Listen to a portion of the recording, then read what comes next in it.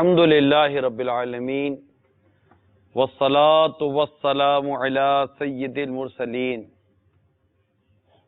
اما بعد فاعوذ باللہ من الشیطان الرجیم بسم اللہ الرحمن الرحیم الصلاة والسلام علیک یا رسول اللہ وعلی آلک واصحابک یا حبیب اللہ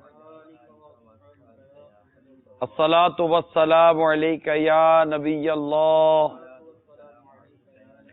وعلی آلک واصحابک یا نور اللہ۔ مدنی چینل کے ناظرین، قرآن کریم سے آپ کو کچھ نہ کچھ واقعات بیان کیے جا رہے ہیں اور کوشش کی جا رہی ہے کہ انبیاء کرام کے واقعات زیادہ بیان کیے جائیں۔ آج جس اللہ تعالیٰ کے پیارے پیارے نبی علیہ السلام کا ذکر کرنے جا رہا ہوں، ان کا نام ہے حضرت سیدنا الیاس علیہ السلام۔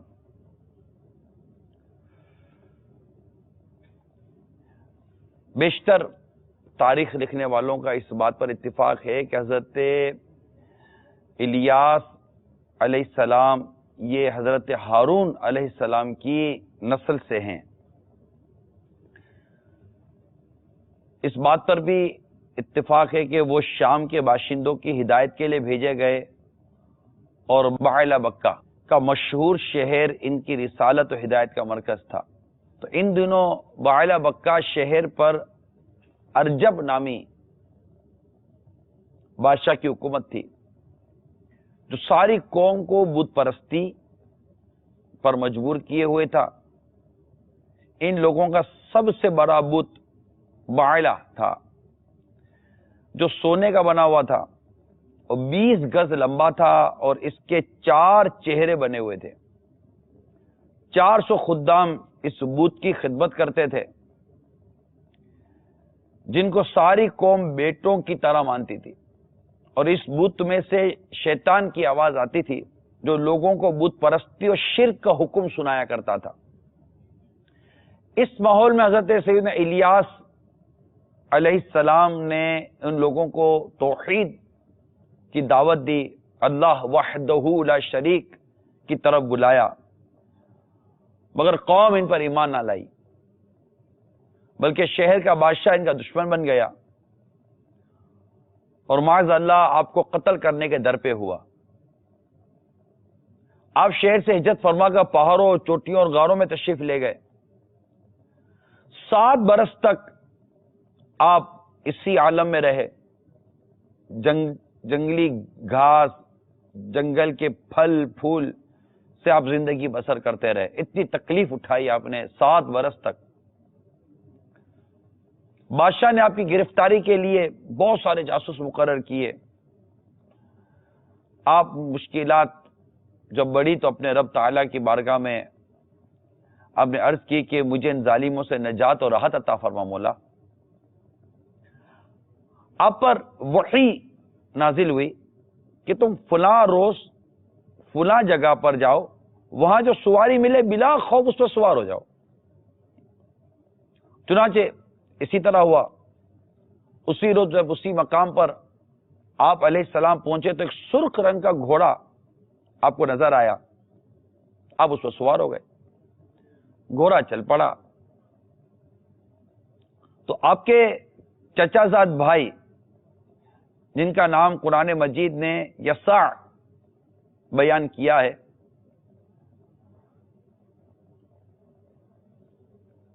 علیہ السلام نے آپ کو پکارا اور عرض کی کہ اب میں کیا کروں؟ تو آپ نے اپنا کمبل مبارک ان پر ڈال دیا۔ گویا یہ نشانی تھی کہ تم کو بنی اسرائیل کی ہدایت کے لیے اپنا خلیفہ بنا رہا ہوں۔ تو آپ گویا اپنا خلیفہ بنا دیا۔ پھر رب تبارک و تعالیٰ نے آپ کو لوگوں کی نظروں سے اوجھل فرما دیا اور آپ کو کھانے اور پینے سے بے نیاز فرما دیا، اور آپ کو اللہ تعالیٰ نے فرشتوں کی جماعت میں شامل فرما لیا۔ اور حضرت یسع علیہ السلام نہایت عزم و ہمت کے ساتھ لوگوں کو ہدایت کرنے لگے۔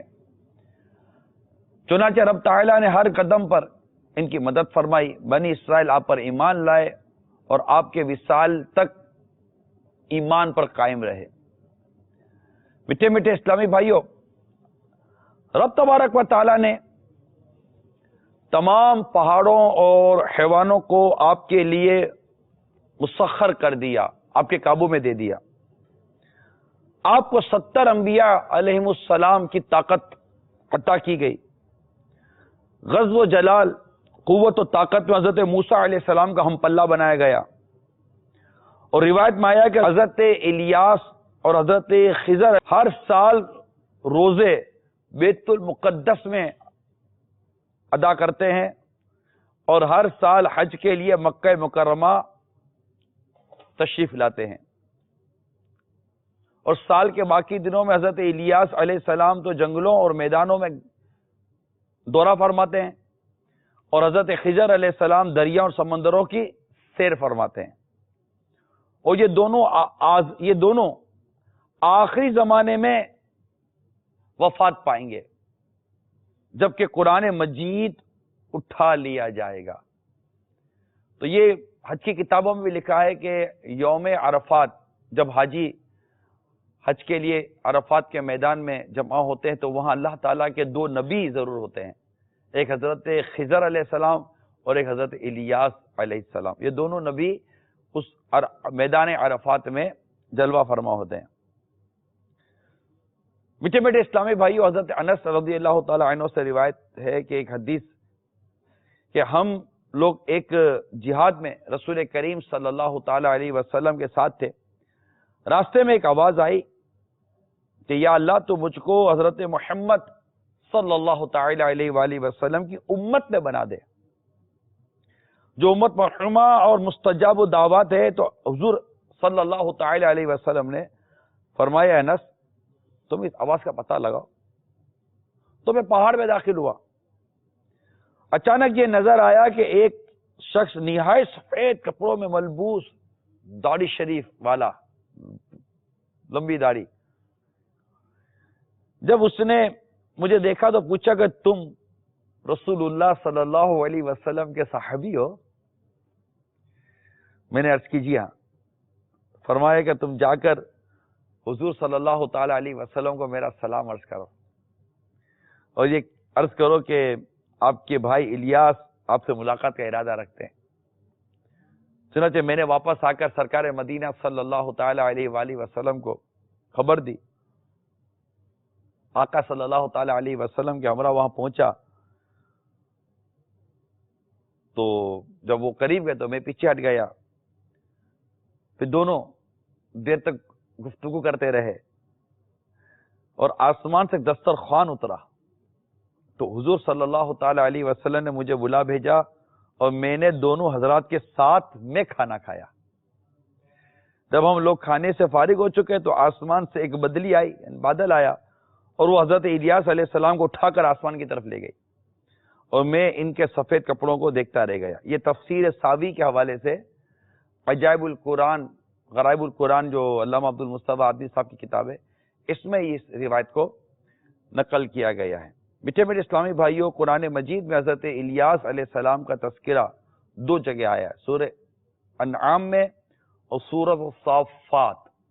اس کے متعلق مزید معلومات جو قرآنی واقعات سے متعلق جو ہم بیان کرتے ہیں تو مکتبۃ المدینہ سے کتاب لے لیں، عجائب القرآن و غرائب القرآن، بڑے پیارے پیارے منفرد واقعات، آیات، تفاسیر کے ساتھ، پھر اس میں درس ہدایت بھی نقل کی گئی ہیں، بیان کی گئی ہیں۔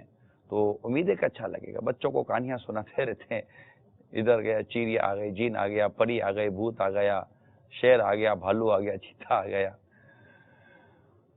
جنگل کے جانوروں کے نام یاد ہو جاتے ہیں، پتہ نہیں کیا کیا نام یاد دلا دیتے ہیں، کھیل کھلاڑیوں کی باتیں کرتے رہتے ہیں، کھیل تماشوں کی باتیں کرتے رہتے ہیں۔ میٹھے میٹھے اسلامی بھائیوں، سکھائیں نا بچوں کو قرآن مجید کے واقعات۔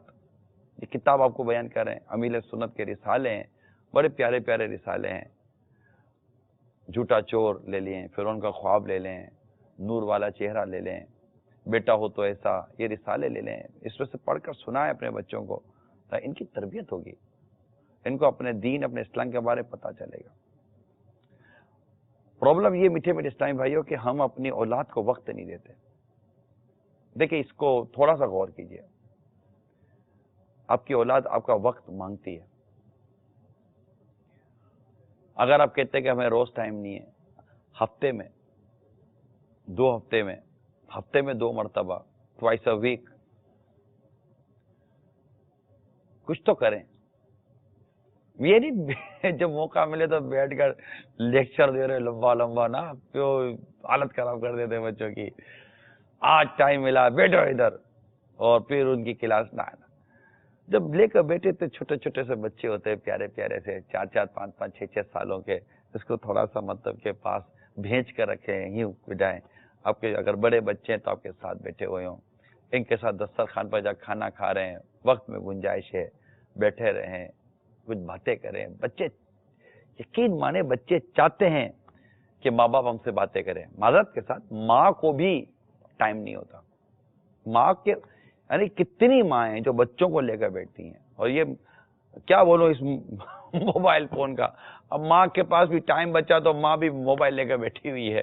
ارے ماں بچوں کو لے کر بیٹھو، بچیوں کو لے کر، بچیوں کو ڈانٹنا ہی آتا ہے، بچیوں سے کام لینا ہی آتا ہے. بچوں سے مطلب کہ بس وہ کہتے ہیں نا دھتکار اور پھٹکاری یاد آتی ہے. جہاں ہے میں کیا کہہ رہا ہوں. ارے کتنی ماں ہیں جو لے کر بیٹھتی ہیں بچوں کو بیٹھو بیٹا میں کچھ باتیں بتاتی ہوں. نہ شکوہ، نہ شکایت، نہ ناراضگی، نہ بیماری، نہ پریشانی. اچھی اچھی باتیں ماں تربیت کرے گی نا. خالی کھانا پکانا سکھانا ہی تو بچوں کی تربیت نہیں ہے. صرف ایک کی بات یاد دلائیے، ماں باپ کی بات مانا کرو، ماں کی بات مانا کرو، باپ کی بات مانا. ایک کی بات سکھائیے، ماں باپ کی بات مانا کرو. بچے بیٹھ گیا دماغ کے اندر، ماں باپ کی بات مانا کرو، ماں باپ کی بات مانا کرو. ارے ماں باپ بیٹھو، اب بھی ہماری بات مان لو، ان کو لے کر بیٹھو بچوں کو. اب مائیں جو میں عرض کر رہا ہوں اس کا تھوڑا سا دیکھیں، تنقید برداشت کرنے کی عادت رکھیں. اگر کوئی بات ایسی کہی جا رہی ہے جہاں واقعی آپ کو لگتا ہے کہ ہمارا قصور ہے، ہماری غلطی ہے، تو اس میں ضد کرنے کا بجائے کہ نہیں ان کو خالی باتیں کرنی آتی ہیں، ان کو کیا پتا کہ ہم کتنے مصروف ہوتے ہیں، فلاں فلاں. بچے آ کر نہیں بیٹھتے، بچے یہ نہیں کرتے. بچے آ کر بیٹھیں گے نا. جب بچے موبائل کے پاس آ کر بیٹھتے ہیں، بچے ٹی وی کے سامنے آ کر بیٹھتے ہیں، بچے ڈراموں کے سامنے آ کر بیٹھتے ہیں، کیونکہ وہاں بچوں کو ان کے مطلب کی چیز مل رہی ہے. تو بچوں کو جب ماں باپ سے ان کے مطلب کی چیز ملے گی، ان کی دلچسپی کے والے باتیں ملیں گی، اصلاح کے مدنی پھول بھی دیں، میٹھے میٹھے پیارے پیارے باتیں بھی بتائیں، نو ڈاؤٹ یہ بھی بتائیں. تو اس طرح کی چیزیں جب ملیں گی، جب ماں بچوں کو قرآن مجید کے واقعات سنائے گی، یا مطلب کوئی اسی طرح کی میٹھی میٹھی باتیں سنائے گی، کوئی نیکی اور بھلائی کی باتیں سنائے گی، بچے آ کر بیٹھیں گے ماں کے پاس. اب ماں کے پاس ٹائم ہوتا ہے تو ماں بھی موبائل لے کر بیٹھی ہے، والد صاحب کے پاس ٹائم ہوتا ہے تو والد صاحب موبائل فون لے کر بیٹھے ہوئے ہیں، والد صاحب سوشل میڈیا لے کر بیٹھے ہوئے ہیں، والد صاحب دوستوں کو اور اس کو لے کر بیٹھے ہوئے ہیں. میں دونوں کو عرض کرتا ہوں، والدین کو عرض کرتا ہوں، پلیز میری بات کو تھوڑا سا نوٹس لیجئے. اگر آپ ہیں ایسے 100 کروڑ مرحبا، آپ کرتے ہیں ایسا 100 کروڑ مرحبا، مبارک ہو آپ کو. کیا آپ اگر اپنے بچوں کو بٹھا کر ان کو اللہ اور اس کے رسول کی باتیں بتاتے ہیں، اسلام و دین کے واقعات بتاتے ہیں، ان کو اخلاقیات سکھاتے ہیں، ان کو مینر سکھاتے ہیں، اترنے کے، چڑھنے کے، آنے کے، جانے کے، اٹھنے کے، بیٹھنے کے، بولنے کے، کھانے کے، پینے کے، چلنے کے اخلاقیات، مسکراہٹ اور اسلام اور دین کی تاریخ کے واقعات، اس طرح کی چیزیں اگر آپ بیٹھ کر بتاتے ہیں 100 کروڑ مرحبا. ماشاء اللہ، اللہ اور آپ کو برکت عطا فرمائے. جو نہیں کر رہے سو غور کریں، ایک چینج لائیے اپنی. آپ جو ہوا آج تک، ٹھیک ہے، جو ہوا سو ہوا، کلوز کریں، کہیں فل اسٹاپ لگائیں، نیا پیج گھمائیں، نئی رائٹنگ کرتے ہیں، نئی بات لکھتے ہیں، لے کر بیٹھے. ایک مجھے والد صاحب سے میری بات ہو رہی تھی بیٹے کے بارے میں، کہنے کہ میرے بیٹے کے درمیان گیپ ہے، حجاب ہے. مجھے بڑا عجیب لگا. باپ اور بیٹے کے درمیان بھی اگر گیپ اور حجاب آ جائے گا، اور باپ بیٹے سے بات نہیں کر سکے گا، بیٹا باپ سے بات نہیں کر سکے گا، it's not good for family. یہ درست نہیں ہے. مطلب وائی، وجہ کیا؟ اس کو یہ غور کرنے کی چیز ہے، بیٹھ کر سمجھنے کی چیز ہے. میں میں یہی عرض کروں گا ماں باپ کو بھی. دیکھو آپ بولو اولاد کو سمجھاؤ, وہ الگ الگ میٹر ہے. مطلب کہ کبھی نماز کا بیان ہوگا تو بولو کہ روزے کا بھی بیان ساتھ کرو, تو روزے کے بیان کی باری آئے گی. نہیں روزے کا بیان نہیں, زکوٰۃ کا بھی بیان تم ساتھ کر دو تو زکوٰۃ کی بھی باری آئے گی. ہر ایک کی ایک باری آتی ہے. آج اگر والدین سے دو باتیں کہہ رہے ہیں اور والدین کو کچھ عرض کرنے کی کوشش کی جا رہی ہے تو والدین پلیز کا نوٹس لیں. آپ یہ جو عرض کیا جا رہا ہے نا, اس سے انشاءاللہ آپ کو فائدہ ہوگا, آپ کی اولاد کو فائدہ ہوگا. آپ کوشش کریں, آپ کو شروع میں فیل ہوگا. بچوں کو اچھا آؤ بچوں ذرا بیٹھو, میں آپ سے باتیں کروں, کچھ ادھر آؤ. بچوں کو بیٹھے تو کیا ہے, آج امی کو کیا ہو گیا, آج ابو کو کیا ہو گیا, یہ شاید پانی کا گلاس لے کر آ جائیں گے. امی طبیعت تو صحیح ہے, ابو آپ کی طبیعت صحیح ہے. یہ شروع میں ہوگا, لیکن آپ یقین مانیے اتنی پیاری اٹیچمنٹ ہو جائے گی آپ کی بچوں کے ساتھ. اب بچوں کے ساتھ کل کو کوئی باہر کیس ہوتا ہے نا, خدا نہ خاصا کوئی پرابلم ہوتا ہے, بچی کے ساتھ کوئی خدا نہ خاصا پرابلم ہوتا ہے, وہ اتنی زیادہ مطلب کہ اٹیچمنٹ نہیں ہے ماں باپ کے ساتھ کہ وہ آ کر ماں باپ کو بتا سکے کہ میرے ساتھ یہ ہو گیا ہے. وہ اپنے دوستوں سے بتا دیں گے, وہ کسی اور کو بتا دیں گے, وہ اندر اندر برداشت کریں گے, اپنا نقصان اٹھاتے رہیں گے. لیکن والدین کو بتانے کی ہمت نہیں آتی بچوں میں. یا تو ان کو ڈانٹ ڈپٹ کا خوف ہوتا ہے, جھاڑنے کا خوف ہوتا ہے, ٹھا کر کے تھپڑ پڑے گی سیدھی منہ پر جو کہ ناجائز ہے, اس کا خوف ہوتا ہے. طرح طرح کے خوف ہوتے ہیں. سمجھانے کا, سختی کا کوئی مطلب کہ کوئی لگام کھینچنے کا ایک وقت ہوتا ہے. ہر وقت لگام ہی نہیں کھینچی جاتی, ہر بار ڈانٹا ہی نہیں جاتا, ہر بار جھاڑا ہی نہیں جاتا, ہر بار شکایتیں نہیں کی جاتی. یہ ایک پورا ایک سبجیکٹ ہے, ایک پورا ایک لیسن ہے, پورا ایک سبق ہے جو اگر میں کہنے دیجئے کہ والدین نے یہ سیکھا نہیں ہے, والدین نے اس کو پڑھا نہیں ہے, والدین نے اس کو سمجھا نہیں ہے. ہم ماں باپ بن جاتے ہیں, لیکن ماں باپ کے مطلب کہ ماں باپ کے وہ کیا ہوتے ہیں انداز و طریقہ کار, اور ماں باپ کی بہت بنیادی ذمہ داریاں کیا ہوتی ہیں, شاید ہم اس کو سمجھا نہیں. ہم نے ایک ہی بات سمجھی ہے کہ ان کو کھلانا ہے, پلانا ہے, بڑا کرنا ہے اور اپنا متی فرما بردار بنانے کا درس دینا ہے, اور اس کو ایسا کرنا ہے یہ کماتا رہے, کھاتا رہے, کھلاتا رہے. مگر ان تمام تر چیزوں کے ساتھ وہ تربیت جس کی وجہ سے اس کا ذہن اور اس کا دل اور اس کا مزاج آپ کا ہوتا اور بہت کچھ آپ کا ہوتا, بہت ساری پلس آپ کے ہوتے ہیں, وہ چونکہ ہم چک جاتے ہیں. لہذا یہ عمارت بظاہر آپ خوبصورت بنانے کی کوشش کر رہے ہوتے ہیں, لیکن اس کی بنیادیں اتنی کمزور ہوتی ہیں کہ موسم اور حالات کا ایک تھپیڑا اس کی اس عمارت کو گرا کر ٹھا کر کے زمین بوس کر دیتا ہے, اور آپ دیکھتے رہ جاتے ہیں. جو کچھ عرض کر رہا ہوں, جن کا واسطہ پڑتا ہے, جو اس چیزوں سے گزرتے ہیں, امید کرتا ہوں کہ ان کو ہماری باتیں سمجھ میں آئیں گی, اور اللہ کرے کہ تبدیلی آئے, اللہ کرے تبدیلی آئے, والدین میں تبدیلی آ جائے گی. اب یقین مانیں آپ, ہماری آنے والی نسلوں میں تبدیلی آ جائے گی. جڑ ہری بھری ہوگی نا, پتے و پھل بھی مدینہ مدینہ. اپنے اندر وہ تراوٹ اور ہرا بھرا پن لائیں کہ آپ کے بچے آپ سے اٹیچمنٹ رکھیں, بچے آ کر آپ سے ملیں, بیٹھیں.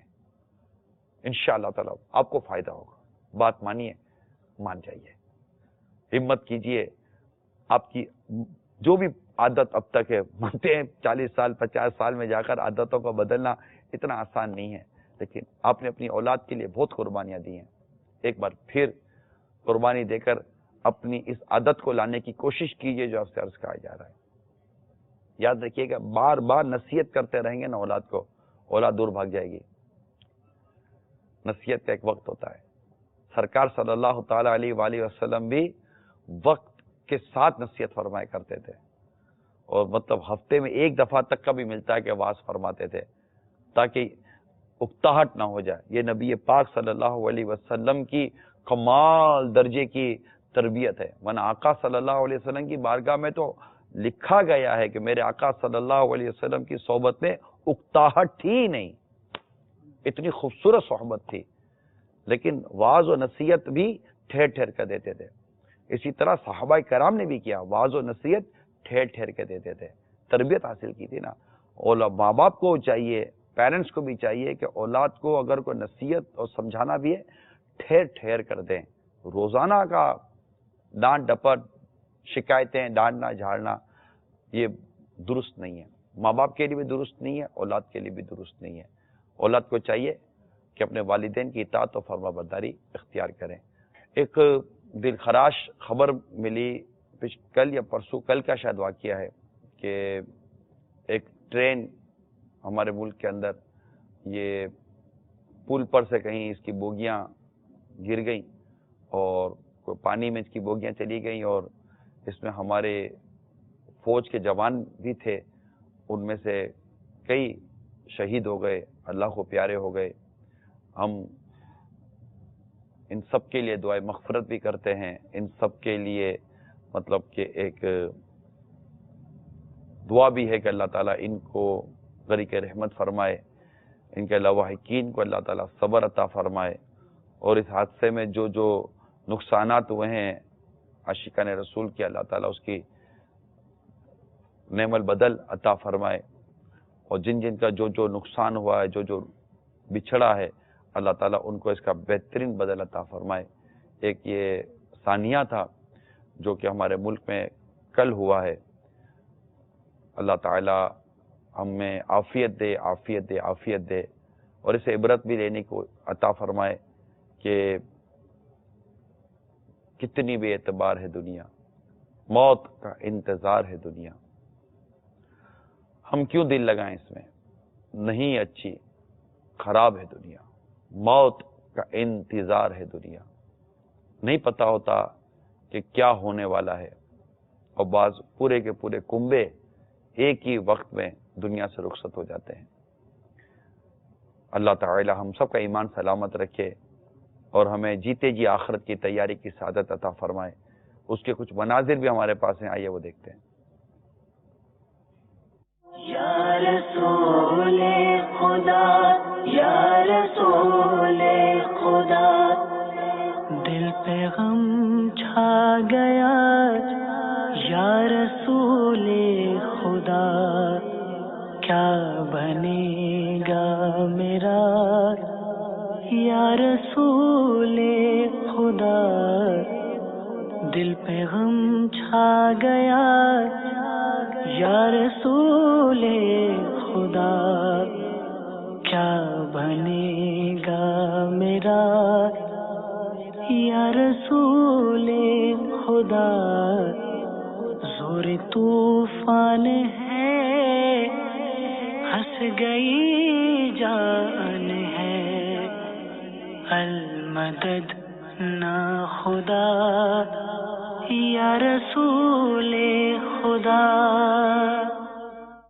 ہاں، صلو علی الحبیب صلی اللہ تعالی۔ باپا یہ کل ہوا ہے واقعہ، ٹرین پل سے اس کی بوگیاں سلیپ ہو گئیں اور ہمارے پاک فوج کے جوان تھے اس میں، وہ بھی شہید ہوئے ہیں۔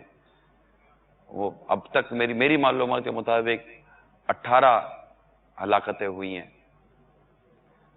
اللہ تعالیٰ ان سب کو غریق رحمت فرمائے۔ دعا بھی ہو گئی، تعزیت بھی کر لیں ہم ان کے لواحقین کے ساتھ۔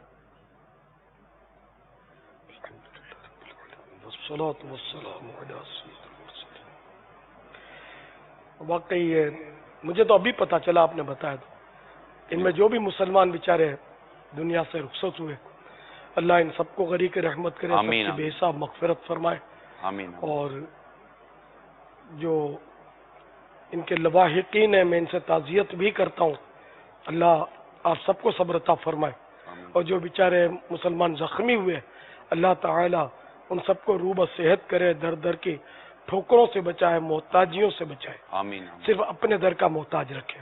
آمین۔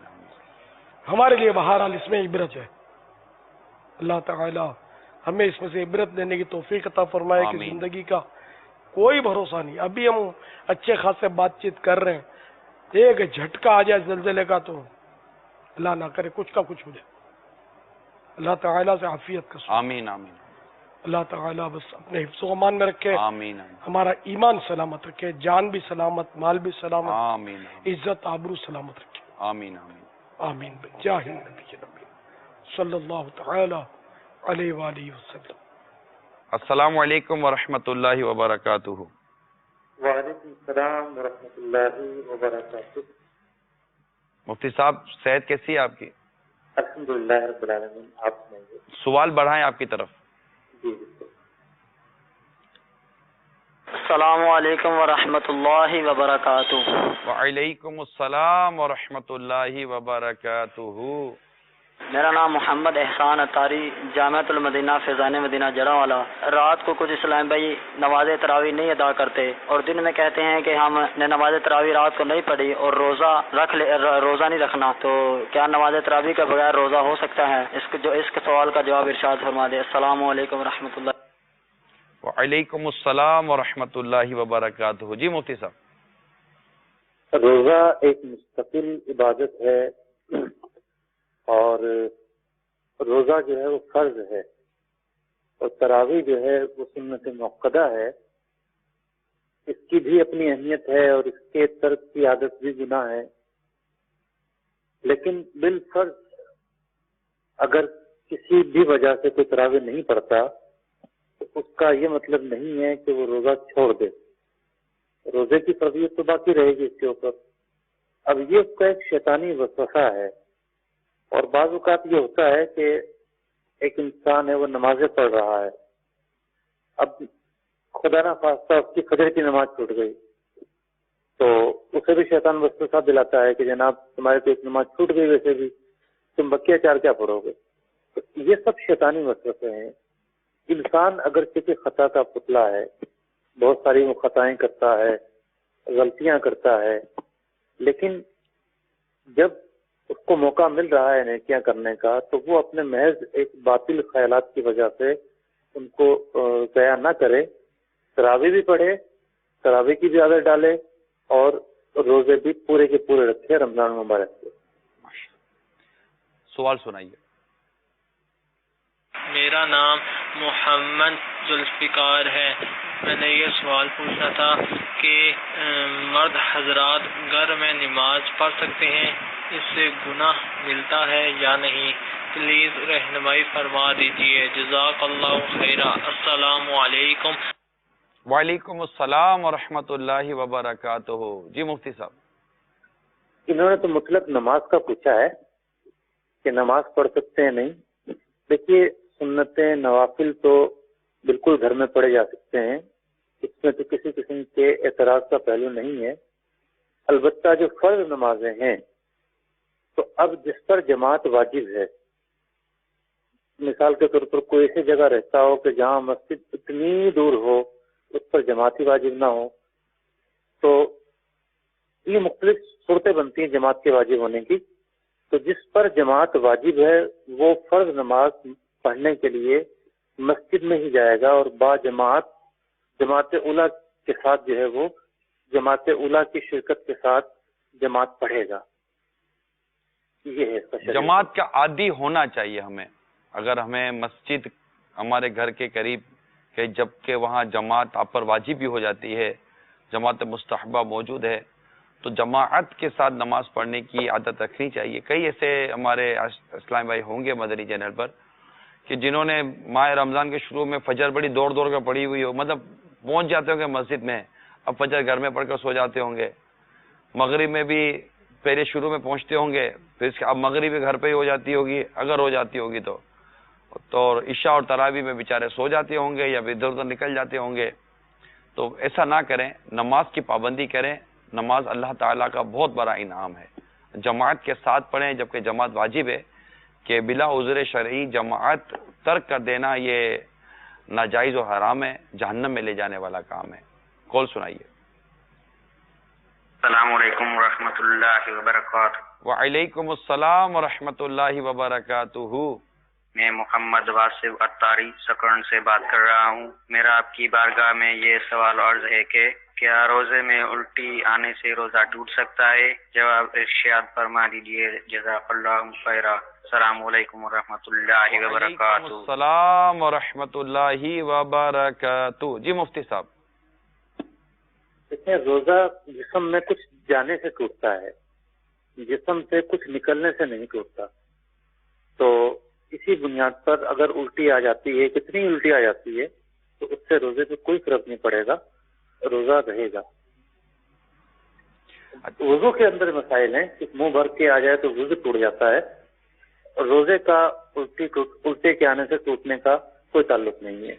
مفتی صاحب اگر الٹی آئی اور پھر اگر الٹی آنے کے بعد روزہ یاد ہونے کی صورت میں اگر حلق میں اتر گیا وہ الٹی کے ذرات، اب یہ ایک ڈفرنٹ صورتحال ہوگی. جی ہاں، منہ میں ایک چیز آ گئی اور پھر وہ نکل رہا ہے، اس کی مختلف صورتیں بنیں گی. لیکن مطلقاً یہ سمجھ لینا کہ الٹی آنے سے روزہ ٹوٹ جاتا ہے، الٹی آنے سے نہیں ٹوٹتا. نہیں ٹوٹتا. ٹھیک ہے مفتی صاحب، بہت بہت شکریہ. اللہ تعالیٰ آپ کا جزائے خیر عطا فرمائے. السلام علیکم ورحمۃ اللہ وبرکاتہ. وعلیکم السلام ورحمۃ اللہ. جان بوجھ کر الٹی مدنی چینل کے ناظرین، ہم آپ کو مدینہ لبیک بابا. یہ بے اختیار الٹی آئی، جی بابا. اس کا مسئلہ چل رہا تھا. الٹی آنے سے روزہ ٹوٹتا یا نہیں ٹوٹتا یہ تھا. نہیں، الٹی کی اس کی صورتیں لکھی جی بابا. تو جیسے کہ بے اختیار آ گئی تو بھلے بالٹی بھر گئی، روزہ نہیں ٹوٹے گا. اگر قصدن الٹی کی روزے میں، تو اب اگر منہ بھر الٹی آئی یعنی بلا تکلف جو روک نہیں سکتے، تو منہ بھر الٹی آنے سے روزہ ٹوٹ جائے گا. تو یہ شاید یا تو سوال کے مطابق جواب تھا یا میری ایسا نہ ہو کہ غلط فہمی ہو جائے لوگوں کو، کہ جیسے بعض لوگ ضرورتاً انگلی ڈال کے الٹی کرتے ہوں گے، جی بابا. تب تو ٹوٹ جائے گا روزہ. یعنی جبکہ وہ ہو منہ بھر اور اس میں غذا یا پانی نکلے، غذا پانی یعنی اگر یا بلغم کڑوا پانی جیسے نکلا، ہاں بلغم نکلا، صرف بلغم، تو اس کا حکم الگ ہوتا ہے. تو یہ ہیں اس کی کئی صورتیں. اس کو جب بھی یہ سوال ہوتا ہے عام طور پہ ہم اس کو فیضان رمضان سے دیکھ کر بیان کرتے ہیں. کئی صورتیں ہیں نا. جی بابا. اس میں یہ بھی ہے کہ منہ بھر کی تعریف بھی ہم بیان کرتے ہیں کہ منہ بھر آنے سے مراد یہ ہے کہ مطلب اب روک کے نہیں رک سکتی. تو آپ فیضان رمضان سے نکال کر، میرا مشورہ ہے تاکہ ناظرین کو وہ اس کی صورتیں پتہ چل جائیں. پاپا اگر آپ ہی بیان فرما دیں. فیضان رمضان صفحہ نمبر 214 سے یہ مسائل شروع ہو رہے ہیں. بعض اوقات جب روزے میں قے ہو جاتی ہے تو لوگ پریشان ہو جاتے ہیں، بلکہ بعض تو سمجھتے ہیں کہ روزے میں خود بخود قے ہو جانے سے بھی روزہ ٹوٹ جاتا ہے. حالانکہ ایسا نہیں.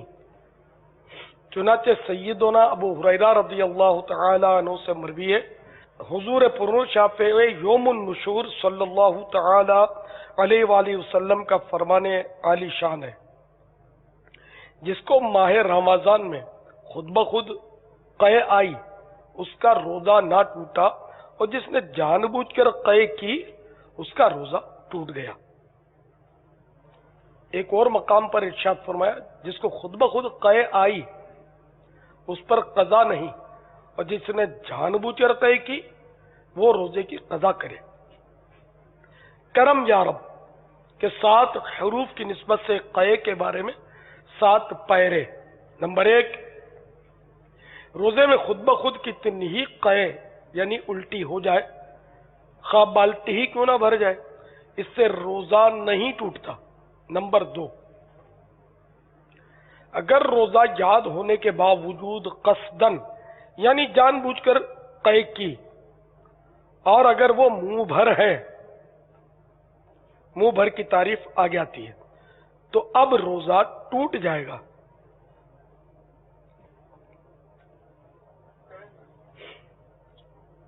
نمبر 3، قصدن یعنی جان بوجھ کر منہ بھر ہونے والی قے سے بھی اس صورت میں روزہ ٹوٹے گا جبکہ قے میں کھانا یا پانی یا صفرا یعنی کڑوا پانی یا خون آئے. نمبر 4، اگر قے میں صرف بلغم نکلا تو روزہ نہیں ٹوٹے گا. نمبر 5، قصدن یعنی جان بوجھ کر قے کی مگر تھوڑی سی آئی، منہ بھر نہ آئی، تو اب بھی روزہ نہ ٹوٹا. نمبر 6، منہ بھر سے کم قے ہوئی اور منہ ہی سے دوبارہ لوٹ گئی یا خود ہی لوٹا دی، ان دونوں صورتوں میں روزہ نہیں ٹوٹے گا. نمبر 7، منہ بھر قے بلا اختیار ہو گئی تو روزہ نہ ٹوٹا، البتہ اگر اس میں سے ایک چنے کے برابر بھی واپس لوٹا دی تو روزہ ٹوٹ جائے گا، اور ایک چنے سے کم ہو تو روزہ نہ ٹوٹا۔ منہ بھر قے کی تعریف، منہ بھر قے کے معنی یہ ہے، اسے بلا تکلف نہ روکا جا سکے۔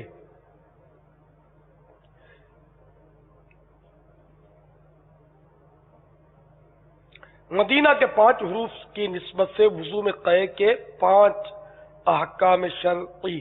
نمبر 1، وضو کی حالت میں جان بوجھ کر قے کریں یا خود بخود ہو جائے، دونوں صورتوں میں اگر منہ بھر قے آئی اور اس میں کھانا، پانی یا صفرا یعنی کڑوا پانی آیا تو وضو ٹوٹ جائے گا۔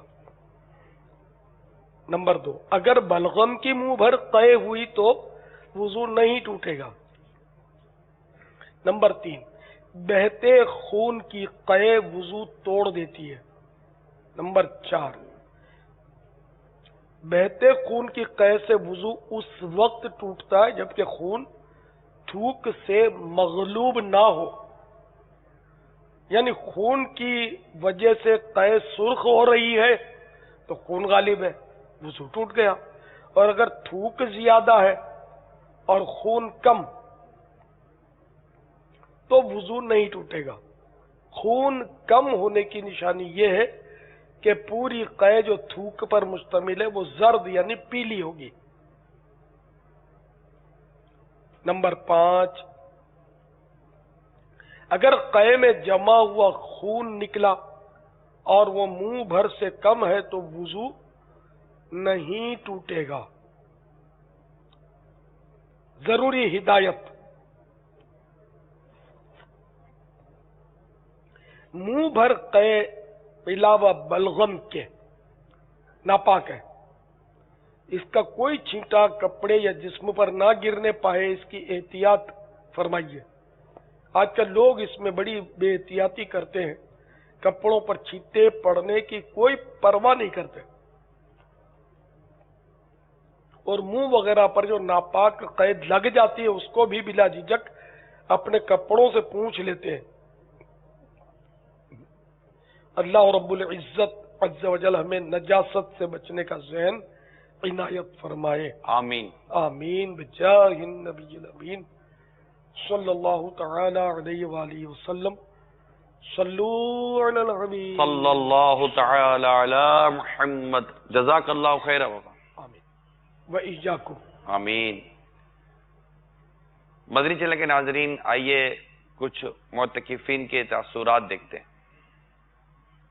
نماز پڑھتے نہیں تھے، اب باپا کی دعا سے ہم نماز پڑھنے بھی لگ گئے۔ بہت کچھ یہاں سیکھنے کے لیے مل رہا ہے، اور ہمارے دل میں جذبہ پیدا ہو رہا ہے کہ ہم آگے جا کے اور دوسرے لوگوں کی بھی اصلاح کی کوشش کرنی چاہیے۔ آگے بھی نیت ہے کہ برائیوں سے بچیں گے انشاءاللہ، جھوٹ، غیبت وغیرہ سے۔ ایک ماہ کے اعتکاف میں جو کچھ سوچا تھا اس سے کئی زائد پایا۔ پہلے ہم لوگوں کا ذہن یہ ہوتا تھا کہ رمضان آ گیا ہے، سحری سے پہلے کرکٹ کھیلنی ہے، سحری کے بعد دوستوں یاروں کے ساتھ گلی کوچوں میں چوراہوں پہ بیٹھنا ہے، روزہ ختم ہونے کے بعد تو ہمیں ہوش بھی نہیں ہوتا تھا کہ رمضان ہے۔ یہاں پہ صرف یہ ذہن ہوتا ہے کہ فجر کے بعد جو ہے وہ مدنی حلقے میں شریک ہونا ہے، اس کے بعد ظہر کی تیاری کرنی ہے، اس کے بعد قاعدہ سیکھنا ہے، حلقے میں بیٹھنا ہے، دعائیں سیکھنی ہے، نماز کے احکام کے حلقے میں شریک ہونا ہے، وہاں پہ نماز کے معاملات سیکھنے ہیں، نماز کے طریقے سیکھنے ہیں۔ ایک نماز کے بعد دوسری نماز کی تیاری کرنے کا ذہن ہوتا ہے، مدنی مذاکرہ جس میں باپا کی حکمت بھری باتیں ہمیں سیکھنے کو ملتی ہیں۔ ہزاروں کتابیں اٹھا کے اگر وہ معاملات ہمیں نہیں ملتے جو باپا کے مدنی مذاکرے میں ملتے ہیں۔ بہت کچھ سیکھا، سب سے اہم جو فرض ہے ہماری نماز، ہم اس کے پابند ہو گئے، یہی ہمارے لیے کافی ہے۔ جدید دور ہے، ہمارے جیسے کئی لوگ راتوں میں کرکٹ وغیرہ کھیل کے وقت ضائع کرتے ہیں، یہ ہمارے باپا کی کرامت ہی سمجھے کہ ہم نوجوانوں کو مسجد میں لا کر بٹھا دیا، وہ بھی ایک ماہ کے لیے۔ پہلے کے رمضان گزرے ان میں راتوں کو بازاروں میں گھومنا، راتوں میں کرکٹیں کھیلنا، اور یہ انشاءاللہ اس رمضان میں پاپا کے مدنی مذاکرے سن رہے ہیں اور قرآن پاک کی تلاوت کر رہے ہیں۔ سب سے بڑی بات 5 وقت کی نماز کی عادت ہو جائے گی، ماں باپ کا ادب کریں گے، بہن بھائی کا، چھوٹے بڑے کا۔ چاند رات کو انشاءاللہ قافلے میں جاؤں گا انشاءاللہ عز و جل۔ میرا پہلا اعتکاف ہے، اللہ معاف کرے میں نے توبہ کی، غیبت، چغلی وغیرہ وغیرہ میں بہت کرتا تھا۔ حضرت صاحب بار بار توبہ اس سے کرواتے تھے اور میں اس سے توبہ کی۔ اب باپا جی سے کہتا ہوں کہ میرے لیے دعا کرے کہ میرے دل سے دنیا کی محبت نکل جائے اور میں دین کی طرف رغبت ہو جاؤں۔ جب تک اس ماحول سے منسلک رہوں گا میں انشاءاللہ گناہوں سے بچتا رہوں گا۔ جو بھی نیک بننا چاہتا ہے وہ دعوت اسلامی میں آ جائے۔ پہلے ہم جھوٹ بولتے، غیبت کرتے، ہمیں کوئی پتہ نہیں تھا اسلام کا، لیکن اب ماشاءاللہ ہمیں اسلام کی پتہ چلا ہے، داڑھی کی بھی نیت کی ہے۔ یہاں اعتکاف میں آنے سے پہلے ہم کافی گناہوں میں مبتلا تھے۔ مدنی چینل پر اس کے اشتہارات وغیرہ دیکھے کہ یہاں پر اعتکاف 1 ماہ کا کروایا جاتا ہے اور یہاں پر آئے ہیں، اللہ کے فضل و کرم سے ہم گناہوں سے دور اور ڈیلی توبہ کرواتے ہیں باپا جانی۔ رمضان مبارک ہم نے یہی پایا ہے۔ بہت ہی سیکھنے کو مل رہا ہے، یہ اعتکاف کی برکت ہے۔ نفل نماز کے لیے بھی میں اٹھا ہوا ہوں، پہلے ہم گناہوں میں اور ادھر ادھر بھٹکے رہتے تھے۔ الحمدللہ اب دعوت اسلامی کی ہی وجہ سے ہم اس پلیٹ فارم پہ آئے ہوئے ہیں، میں فیضان مدینہ میں آیا ہوں۔ میں پہلی دفعہ تو کام میں بیٹھا ہوں، میں نے پہلی دفعہ ابھی تک سارے روزے رکھے ہیں، انشاءاللہ میں کوشش کرتا ہوں میں سارے روزے رکھوں گا آگے بھی۔ میں یہ کہتا ہوں کہ جو پیچھے ہم نے جو رمضان میں نے اپنی لائف میں جو رمضان گزارے ہیں وہ میں نے سارے یعنی کہ بہت غفلت میں گزارے ہیں، تو یہاں پر آ کر اس چیز کا احساس ہوتا ہے کہ جو میں نے پیچھے جو کچھ بھی کیا ہے وہ میں نے اپنے آپ کو ساتھ زیادتی کی ہے۔ زندگی میں پہلی بار دعوت اسلامی کے ساتھ اٹیچ ہوا ہوں۔ اس ماہ کے جو جتنے بھی روزے جا رہے ہیں ماشاءاللہ میں نے سارے روزے رکھے ہیں اور اپنے دل کے ساتھ یہ عہد کیا ہے کہ انشاءاللہ کبھی روزہ جو ہے نا وہ نہیں چھوڑنا۔ نماز کا پتہ ہی نہیں تھا کہ کس طریقے سے پڑھتے ہیں، لیکن یہاں پہ الحمدللہ اتنا پتہ چل گیا کہ نماز کس طریقے کے ساتھ پڑھنی ہے۔ کم از کم نماز جو ہے نا وہ انشاءاللہ نہیں چھوڑیں گے، نماز پڑھیں گے۔ میں نے سنا تھا یہاں پر آ کے یقین مانے کہ تقدیریں بدلتی ہیں۔ الحمدللہ میں نے آ کر یہاں پر دعا کی اور اللہ کا فضل، آج میرے گھر والوں سے بات ہوئی کہ میری جو میں نے ادھر آ کے دعا مانگی الحمدللہ اللہ کے فضل سے مرشد سے میری دعا بھی قبول ہو گئی۔ کوئی نماز میری جب تک یہاں سے آیا ہوں میری تکبیر اللہ سے نہیں چھوٹی اور الحمدللہ تراویح با جماعت ادا کر رہا ہوں ادھر آگے۔ کبھی زندگی میں نے تراویح کبھی 2 پڑھ لی، کبھی 4 پڑھ لی، لڑکوں میں شرارت کر لی، رمضان گزارا، ادھر آ کے ماشاءاللہ دل کرتا ہے کہ ساری رات تراویح ہوتی ہے اور تراویح ہم پڑھتے رہیں، قرآن پاک سنتے ہی رہیں۔ اور نگران شورا جو صبح ماشاءاللہ جو بیان فرماتے ہیں اس میں تو ہم نے یہ سنا کہ ایک دوسرے سے پہلے ہم دل آزاری کرتے تھے مسلمانوں کی کہ دل آزاری سے دل دکھتا ہے انسان کی۔ آج الحمدللہ میں نے گھر والوں سے بھی بات کی فون پہ، جس طرح نگران شروع نے جذبہ دلایا، میرے جتنے بھی عزیز و کار جاننے والے تھے یہاں سے بھی میں نے سب سے ہاتھ جوڑ کے دل سے معافی مانگی ہے۔ اور خصوص میں نے اپنی والدہ کو صبح فون کیا، والد صاحب کہ میں کہا اگر میری طرف سے آپ زندگی میں کوئی رنجش وغیرہ ہوئی ہے ہاتھ جوڑ کے میں معافی مانگتا ہوں کہ مجھے آپ دل سے معاف کر دیجیے گا۔ اعتکاف کے یہ مناظر دیکھ کر ایسے لگ رہا ہے کہ جیسے رمضان شریف یہیں باب المدینہ میں ہی آیا ہے۔ میں 24 گھنٹے کبھی کیا کر رہا ہوں، کبھی کیا کر رہا ہوں، کبھی گانے سن رہا ہوں۔ الحمدللہ اس اللہ تعالیٰ نے مجھے اتنی بڑی نعمت دی ہے کہ میں یہاں پر 1 مہینے کے اعتکاف کے لیے آیا ہوں، اپنے پیر کے قدموں میں آیا ہوں، پیر کی برکتیں لوٹنے آیا ہوں ماشاءاللہ سے۔ اور آئندہ انشاءاللہ میں جب تک اب زندہ رہوں گا اس پیر کا انشاءاللہ مرید ہی رہوں گا۔ یہاں کا دل کو بہت سکون ملتا ہے، آدمی کا دل کرتا ہے کہ آدمی گناہوں سے بچ جائے اور دلی طور پہ آواز نکلتی ہے کہ اب میں گانے وغیرہ فلمیں وغیرہ نہیں دیکھوں گا اور کوشش کروں گا نماز پڑھوں گا اور نیک کام کروں گا اور برے کاموں سے جو ہے توبہ کروں گا۔ صلو علی الحبیب صلی اللہ تعالی علی محمد۔